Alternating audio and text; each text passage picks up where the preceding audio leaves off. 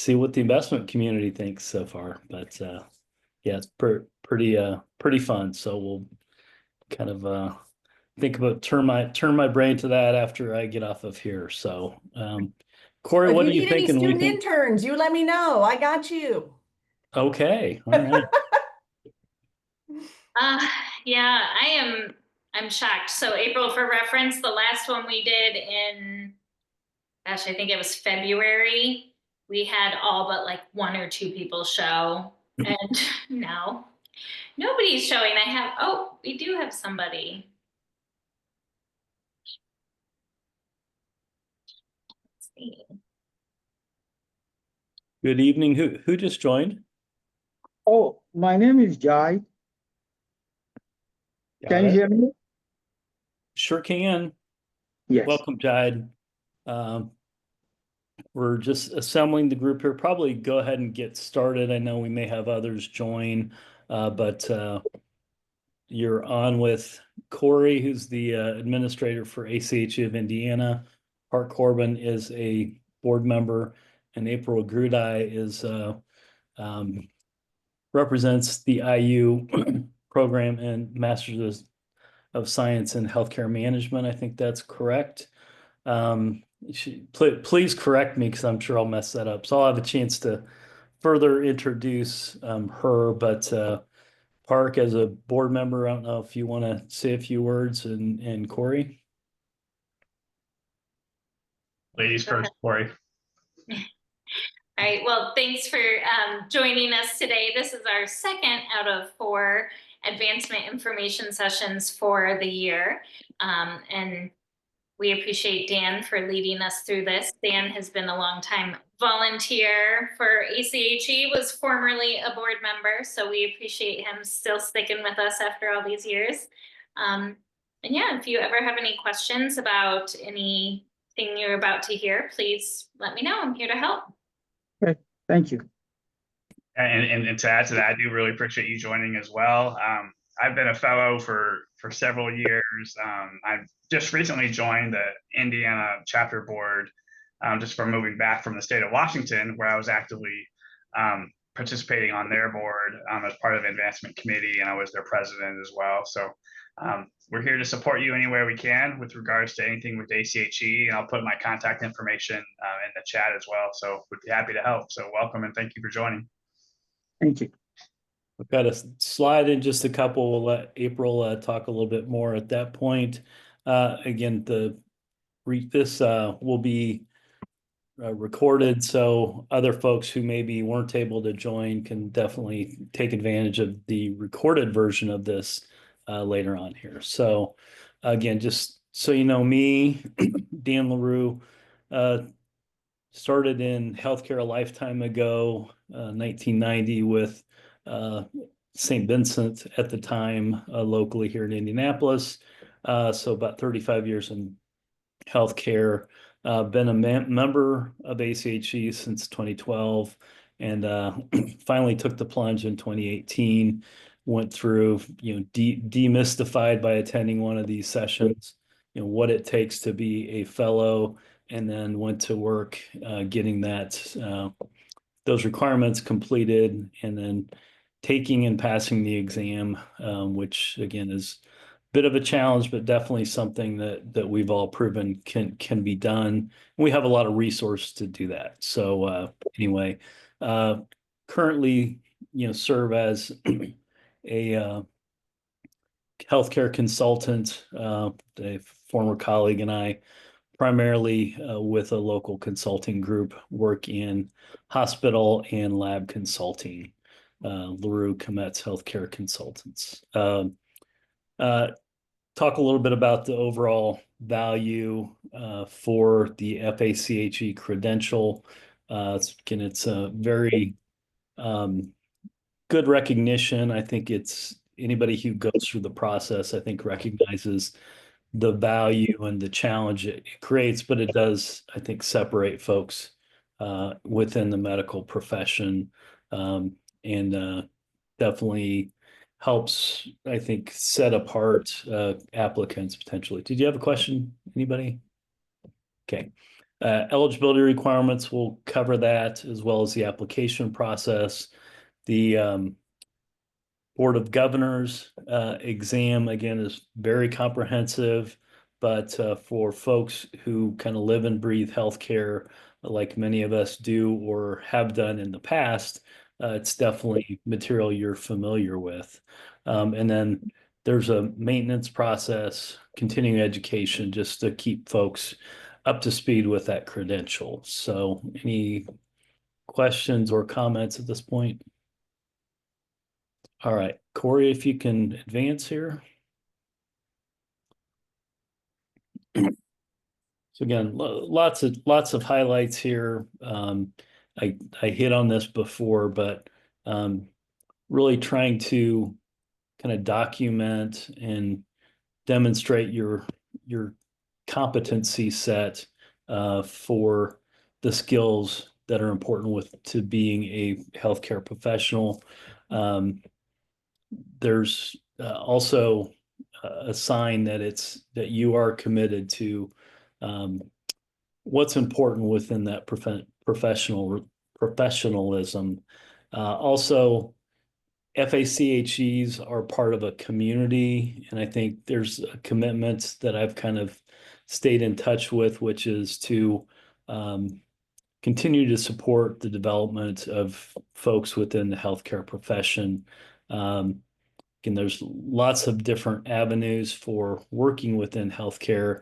But again, I think FACHEs particularly look to make the overall profession, better and stronger by making sure that those who've come behind them continue to develop as well. I'm going to call out Park here just because we worked together 20 years ago or so. I want to kind of get his perspective on just the value of FACHE. Again, he's been a fellow for a while, but he's definitely been in some different career pursuits than I have. So just definitely appreciate his perspective on this. Park. Yeah, I mean, I would agree with everything that you're saying. It has been very helpful. I've been a fellow for about the same time period as you have, just as far as the networking opportunities, the continuing education to make sure to stay on top of anything that the latest and greatest topics in healthcare, and just to keep my mind focused on that. And again, the connections and working with others throughout the state. And again, it's bringing me back to Dan, who I worked with 20 years ago.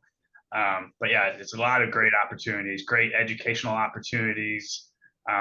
ACHE, let alone fellow, but ACHE in general, there's always so many different opportunities and educational opportunities, networking opportunities. And then the fellowship is the peak of all that, and that achievement and the recognition. It is highly recognized by folks across the industry. And yeah, everything that's in this it'll explain everything in this PowerPoint. It's been a great experience so far. I'm very happy I did it. It does take some commitment. People freak out about the exam a little bit, and I'm not a very good test taker at all, and I somehow passed it on the first time. I do confirm, Dan, like you said, real life experience did really help. I found that to be very valuable. So Thanks, Park. Just I'll put you on notice now, like you should have expected it anyway, but yeah, I'll probably call on you later here. So all good. Okay, Corey, next slide.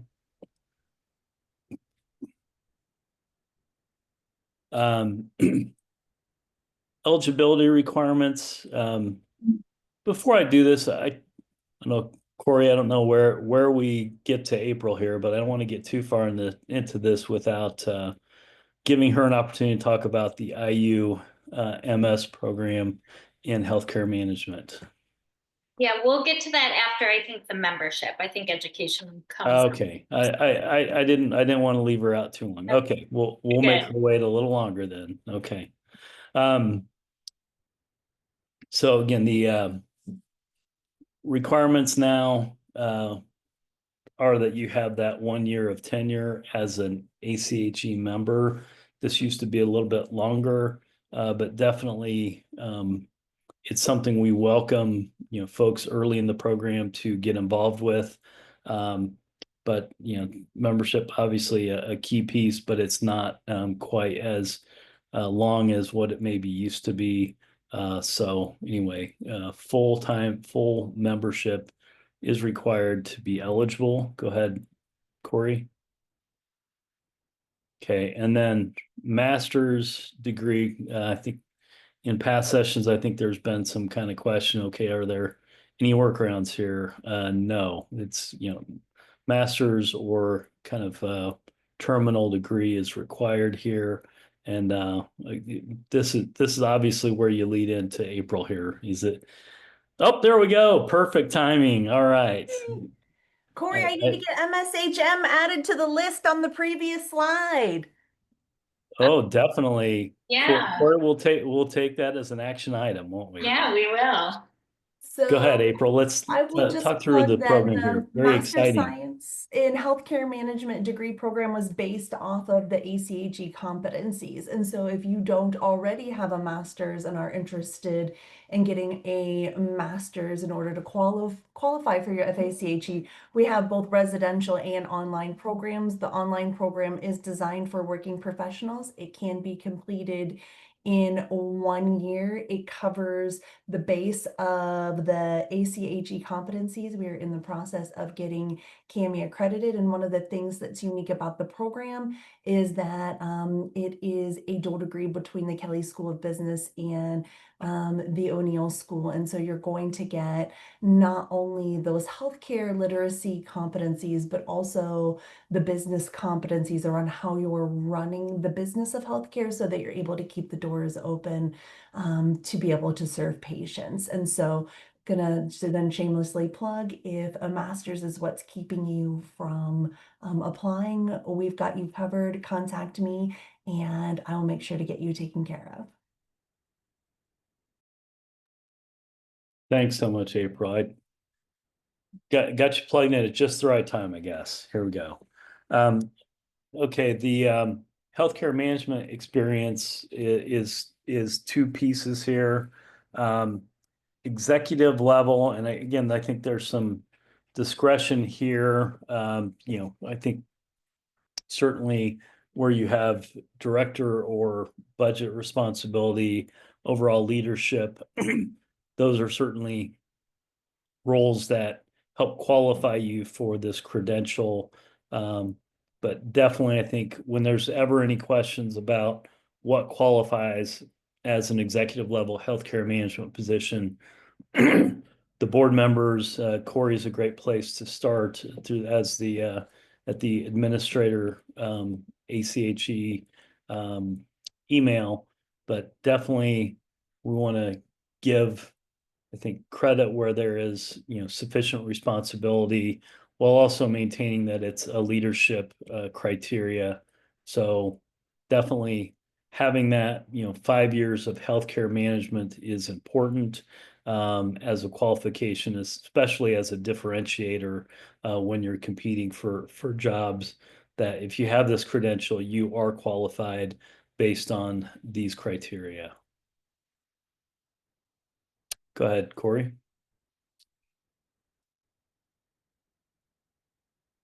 Okay. As part of the process, again, there's lots of folks to help, starting with board members, committee members like myself. Getting 2 references is important. There's a lot of folks you interact with who could serve as these references. Also, board members, just based on those of us who've gone through this process, who have taken the exam, who understand what a professional healthcare manager is, can go through this process. Again, I've served as a reference for quite a number of fellows over the years. So it's very enjoyable, especially when, you've go back and you find somebody you worked with, say 10 years ago, they're qualified, you go through the interview process. Again, it's very happily that you would be a reference for that. But definitely there's a structured interview portion and then a reference from either a fellow or a senior leader within your organization. Park, I don't know what your experience has been as a reference, but definitely going through kind of the criteria for being a fellow, and then kind of especially reconnecting with folks you've worked with in the past, I think has been rewarding for me. Yeah, absolutely. It has been great, and I have been a reference for people I've either worked with and or people I've never met before. For example, I was just Corey just connected me with someone I'm meeting with on Friday who asked to be for me to be a reference. One thing I always say, it always seems to me, just personally, when we say structured interview, it seems like it's something really, really formal. This has never really been a formal process. ACHE does have a list of questions that they prefer the fellow to ask, right, as part of this process, but it is really more of an informal process just to get to know, the candidate and the fellow, and then the fellow actually just submits a paperwork online. And it's I don't know, just the word structured interview always might make people a little nervous, but it is really a laid back process in my experience. Agreed. Any questions so far? Okay, go ahead. Go. There's again, list of questions. So again, I think to Park's point, I agree completely. Again, there's, especially for folks I've worked with extensively in the past, I've, witnessed and experienced their capabilities. So you definitely cover these topics, but again, I think it's easy just based on roles folks have and just the way they talk about their leadership career within healthcare. Definitely covers this, in maybe not as structured a way as what it may represent here. Go ahead, Corey. So again, the continuing education that is offered extensively through ACHE, and I'll just plug the local chapter. The Indiana ACHE offers significant number of in-person credits and other qualifying credits, but there's certain categories to really make up the 36 hours here. So that 12 hours of in-person, local programs that give in-person credits, great. Again, with Zoom technology, there's lots of interactive ways to get qualifying credits, as well as in-person ones. I would recommend at some point anybody either pursuing the fellow status or in trying to maintain the credential, try to get to the Congress. It's like thousands of professional healthcare managers, many with the fellow credential, and it's just amazing to have access to so many from a networking perspective, and such a great understanding of what being a healthcare manager is. So Park, go ahead, April. So I haven't applied to the FACHE before, so I haven't kept track of how many credits I have, like going in. Is there a way to tell what that is? There's a tracking within your My ACHE. So as you record those things, or if you attend programs where they automatically track it, then you can see where you stand at any given point. Thank you. Park. Just to add to that, yeah, if it is like if it's an ACHE facilitated event, they will upload that for you, and or someone, a very another company that we work closely with may upload that or send it to ACHE for you. But there also is a lot of things that you do need to self-report online as well. So it's kind of a mix of both. But there is a really, I think we talked about it here in a little bit, but on your My FACHE, and there is a really good tracking tool where you can go in there online at any point in time and see where you're at, and they show you where the holes are, and it's really great. So again, three categories currently in person. Again, there's a lot of value when you get in the room with folks. And then again, virtual is very convenient. So many can also be taken care of virtually, but also there's a lot of supporting types of programming available that does qualify for credit. So it's pretty easy, especially working through Corey and or ACHE, just to find out what does and doesn't qualify for credit towards continuing education.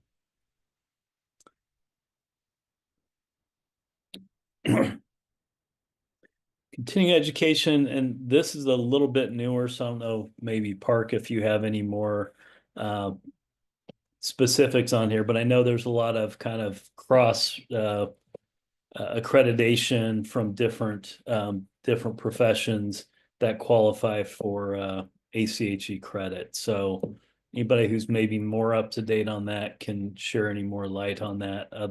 Otherwise, go ahead, Corey. I was just going to say, I've had a lot of members just send me an email saying, hey, I'm attending this conference. Can you tell me if it's eligible for credits? And usually I can take a look at the conference and find the ACHE wording, or if not, I send it to National and they give me the final say. So if you're ever questioning it, just reach out to me. And also, we're lucky to have partnerships established with NAHSE of Indianapolis, EWHC, and NOLI of Indiana, where they typically will offer our credits at their events. We've also done credits at the Indiana Rural Health Association events and the Indiana Hospital Association events as well. So there's usually a little statement on the advertising that ACHE credits will be applied. Yes, it's extremely collaborative. It was maybe a little more closed to ACHE specific, way in the past when I joined, but I think it's especially collaborative. So again, many things can be approved for credit. Go ahead, Corey. Volunteer activity, and again, this is part of giving back, and welcome, Ashley. Volunteer activities. So two healthcare related, two community civic, the categories I think are a little flexible here, but I think just, part of being a healthcare professional for most people is to give back in some way. And this definitely just reflects that that's an expectation of a fellow within the ACHE that you give back. And Dan, I'll just add that this doesn't have to be necessarily a commitment like, oh, I volunteered for a full year on this board or organization. I've had members tell me that they put in that they volunteered at a heart walk with their organization one time, or, they volunteer at their church or their kids' school, on and off. So there is some flexibility with it. They're not super strict on this category. I found that to be true as well, Corey. Thanks. And April, here's that visual. So yes, within your My ACHE tab, you can see how you're progressing towards that qualification for the exam. Again, ACHE website, again, spells things out pretty well. Application process, again, really relies on you meeting those requirements. So again, knowing what they are and how you're progressing through the My ACHE app certainly helps figure out when's the right time to apply. And there's financial incentives for when you apply too. So anyway, so applying, again, you're kind of, again, by attending here, you have a better idea what's required to meet those requirements. Submitting the application, there is technically a $250 application fee that is waived certain times of the year. And then, if you've met those requirements and paid the application fee or had it waived, then ACHE will confirm your eligibility and says, okay, you can sit for the exam at a testing center near you, and you'll have 2 years at that point to take the exam. Again, for the exam itself, there is an exam fee, $225. ACHE currently uses Pearson VUE. Then you can schedule with them to take your exam. So definitely, if you have dates and times in mind, work with your local testing center to make sure you get a time that's convenient for you. There's like a Zen level of preparation. I know Park hit that way before I did.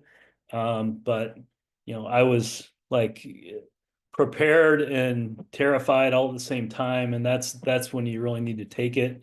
But anyway, no, just kidding aside a little bit. There's you get to where you just want to take the exam.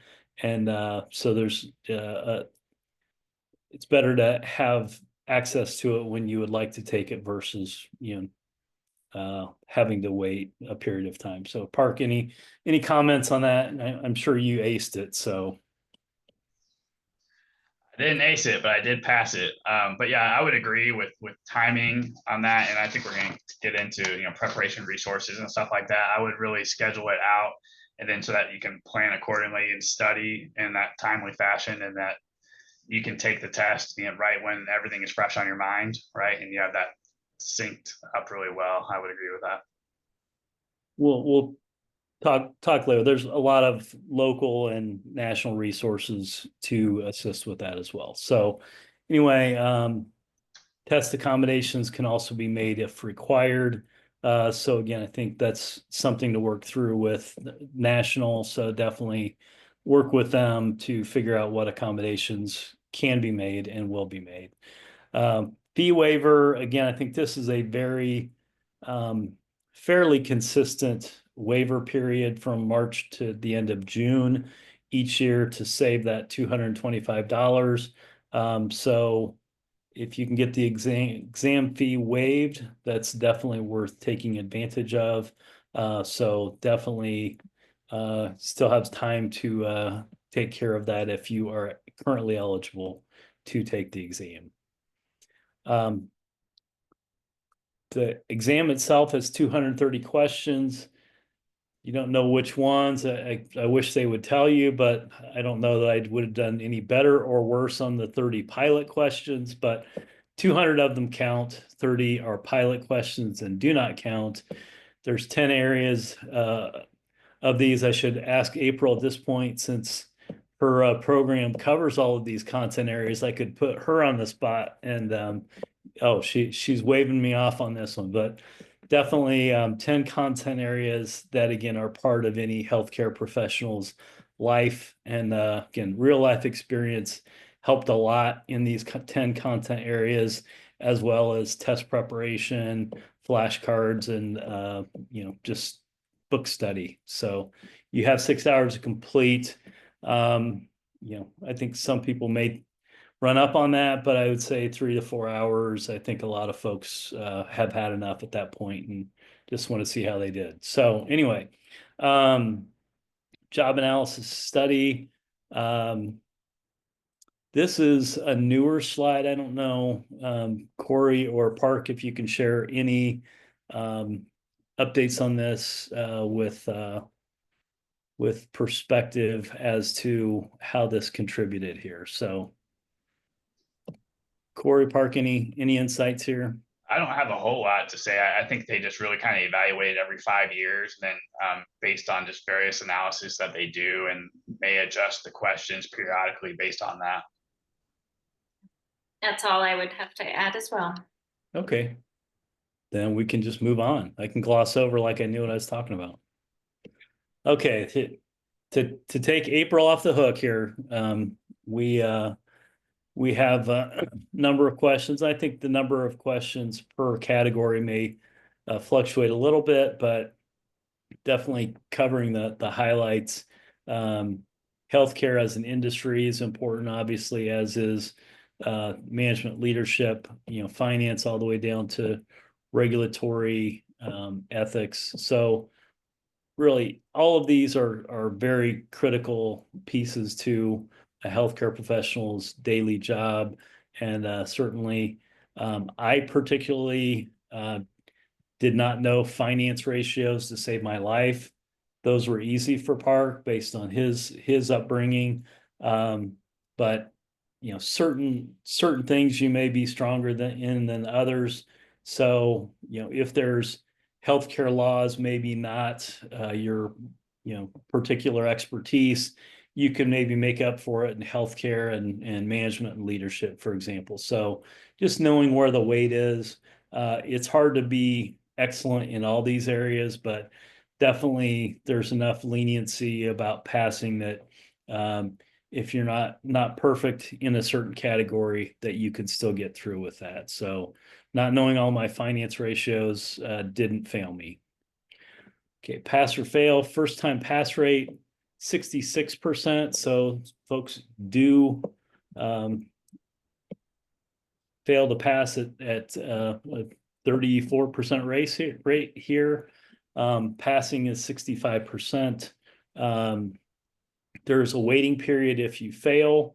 But again, I think with the right preparation and the right experience, I think folks tend to do pretty well in this. But again, with the 10 different categories, there's a lot to know. So definitely it's worth, if you're going to go through the process, to cover it with a fair degree of preparation. So I'll just stop there with that. Good, Corey. Again, resources are pretty comprehensive, I think, for preparation for the exam itself. The outline is on the website, so definitely take advantage of that. Competency assessment tool is also on the website. Having a plan, again, knowing generally your date or even specifically your date can kind of guide your intensity of preparation. So however you want to approach that, I think there's lots of successful ways to do that. So just depending on how you learn the best and prepare best, there's lots of ways to do it. Here's what's suggested, kind of knowing where you're strong, maybe where you're not so strong. Allow some time, 3 to 6 months is suggested. So again, I think anywhere in that range certainly can be a good time period. I was probably, I'll say 4 to 5 months. Park, I don't know, maybe where you were with that. Yeah, it's about 4 to 5 months. Yeah, absolutely. And on the next slide is where it talks about the online course that's offered. I follow that to a T. But yeah, I would definitely say, 4 months at least. Okay. Again, I think job related, again, folks in professional healthcare management roles definitely have experienced these types of situations in most cases. So go ahead and flip to the next one here. So again, ACHE has virtual interactive sessions. Again, they write the test, so they should kind of know how to prepare for it, I guess. So they definitely offer these courses, and certainly a good structure and pace to help guide you through the test taking and how to kind of prepare best for it. So understanding, just knowing what you're getting into, the comprehensive nature of it. Sample questions I think are very, very helpful. First time I went through it, it's like, oh my gosh, I will never pass this test. But you get used to the type of questions, the content areas. I found out right away I didn't know anything about finance ratios, so that was something I had to go back on to score some points there. So anyway, just their sessions certainly help. Again, these are good references regardless. Well-managed healthcare organization, that's, I think, the most significant content area, and that's really the text that I followed most closely, as well as the financial management. I did not purchase the HR or the IT textbooks, just kind of worked from knowledge and from practice questions for those. So again, just that the whole set is good from a reference standpoint, but I'll just kind of leave that from there. But those are helpful. Flashcards are available. We have local sets of those. Corey, seems like we've picked a lot of study materials up locally here the last few years. So you can maybe share what's available locally for loans versus what else we may have here. So Yeah, if you want, I'll jump ahead to that. sure, go ahead. So we have what we call our lending library. I think we're up to maybe 6 sets of flashcards that members have donated to us. So what we typically do is we have a link to our website down there where you can request a set of the flashcards. We do ask that you have already applied for your exam in order to receive the flashcards.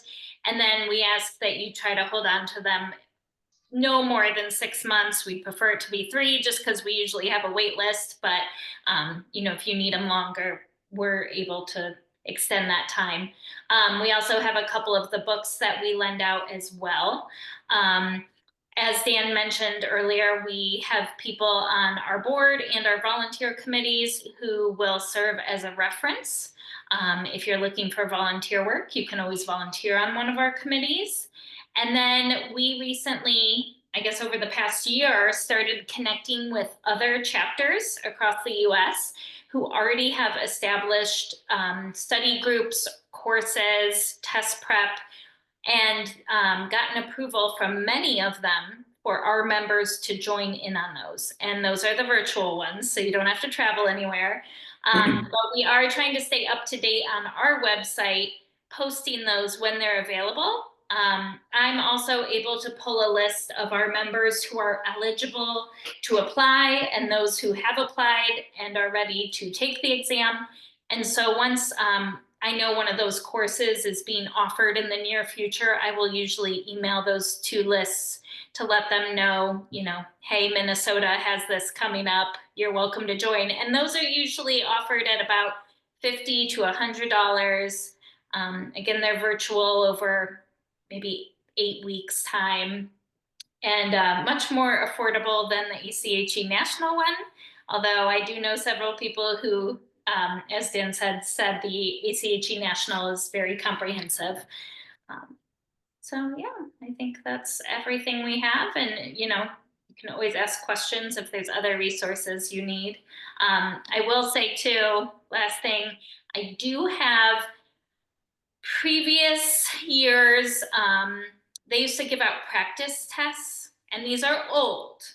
They tell us not to really share those anymore because the answers might be outdated on the answer key. However, I think seeing the structure of the questions is helpful. So I do have those available. I just put a huge disclaimer when I send them to you to double check your answers and know that they could be outdated. So happy to send those as well.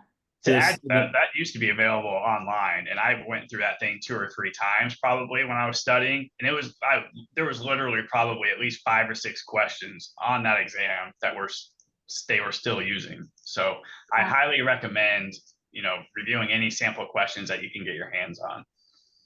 With proper disclaimers, I highly recommend it as well. Go ahead, Corey. Chapter support. That's Corey's email address. So anything else you want to say there, Corey? I don't think so. Okay. No. So the next one here. Oh, I think, was that the end? No, there it is. Recertification in every 3 years. Again, once you take the exam, you're not probably going to want to take it again. So here's the, you know, maintenance requirements are the same as the initial eligibility requirements.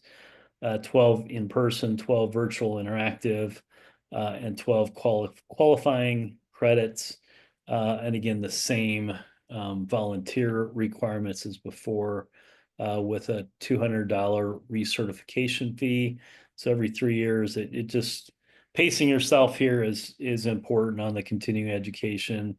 I would always try to kind of do more the first year, so there wasn't as much pressure in the second 2 years. So again, pacing's important, and making sure you record anything that's outside of ACHE along the way to get credit for what's due.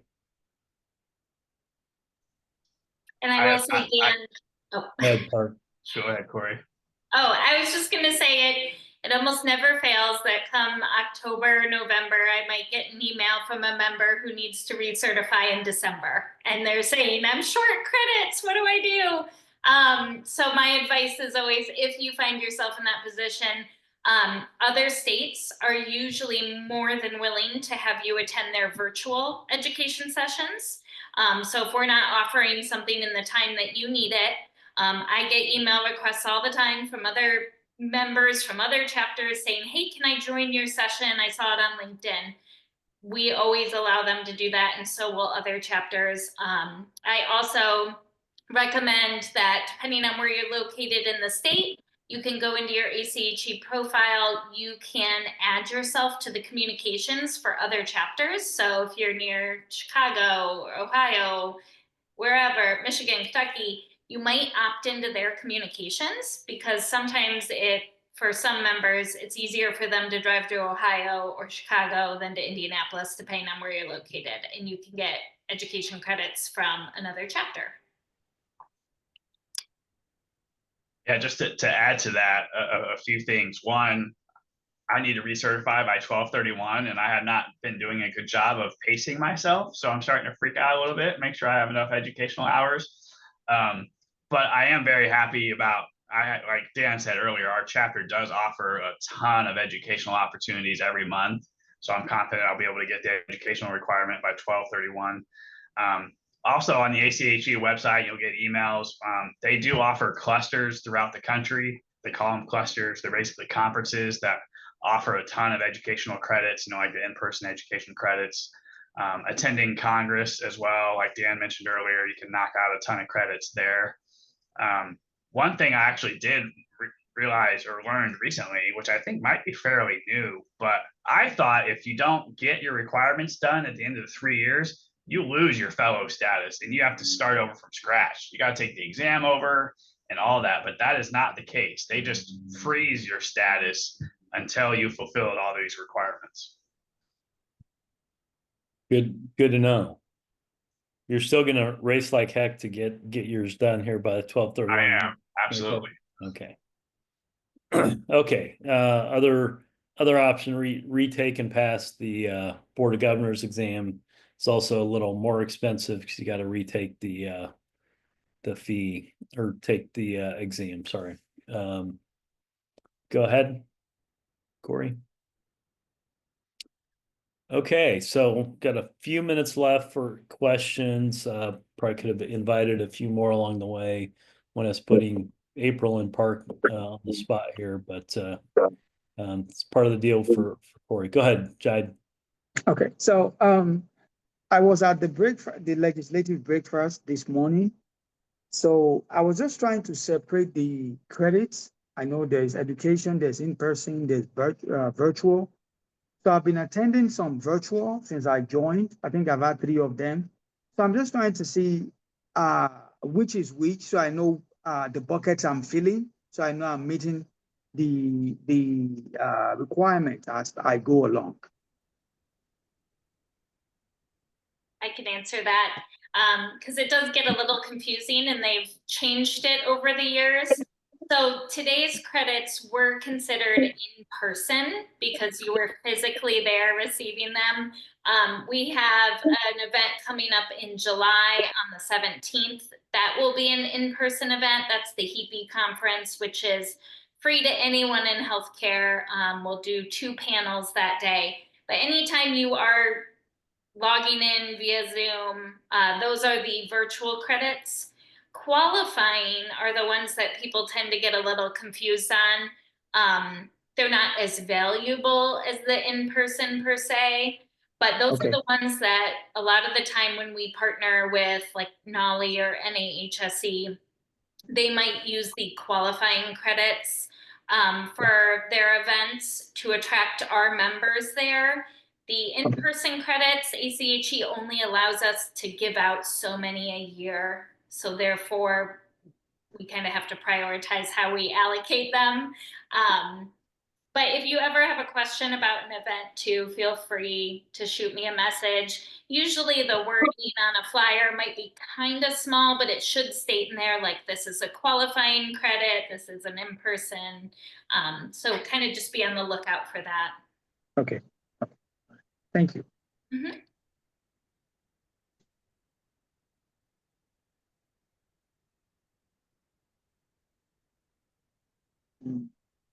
I'm sorry I was late, but I was wondering if, did you go over the requirements for years of management experience before you can sit for the exam? I don't know if you can flip back to that. It's five years of leadership experience. And again, I think probably just because there are some leadership criteria, I think probably trying to get some understanding of what qualifies and what doesn't from the local chapter leadership through Corey as the administrator, I think is probably a good guide just to see if that's positions you're in qualify for that credit. It's been a So- while since I checked it out, but a couple of years ago, they actually had a table and kind of like a checklist available on the ACHE website that kind of talked about this and the different levels of positions and responsibilities. And you can basically see if you check all the boxes or not. I don't know if they still have that posted online or not, but that was helpful. I've also encountered an issue with a member where, you know, based on the wording ACHE had for the requirements, they didn't meet the level. However, their company's org chart did have them listed kind of higher than their title did. I don't remember all the nuances with it, but they were able to get it approved. So if you ever question it and wonder, oh, I don't feel like I'm there, but I might be, just send it to me. I'm happy to send it to National and get approval. Yeah, thank you. I work at one of the big five, so I'm a manager, but just want to make sure that that would count. So thank you. Yep.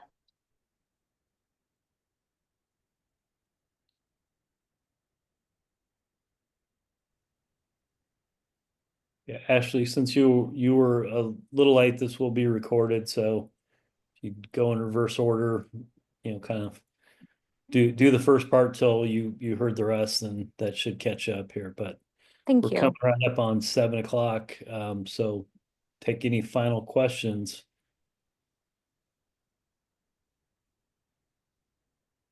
Okay, well, we'll go ahead and close. Thank you for being here again. Happy to leave this behind in the library for any folks who want to see this later, but appreciate the partnership of the AU School Management Masters of Science degree in Healthcare Management. I'll get some mouthful, April. Appreciate IU's partnership on this program, but Park, thank you for being here. Corey, as always. So again, it's a quick overview of requirements for getting and maintaining the credential of FACHE. Good luck to all of you in your professional endeavors. With that, I'm out. Thank Thanks, you. Dan. Thank you all. Bye. Thanks, Dan. Sure.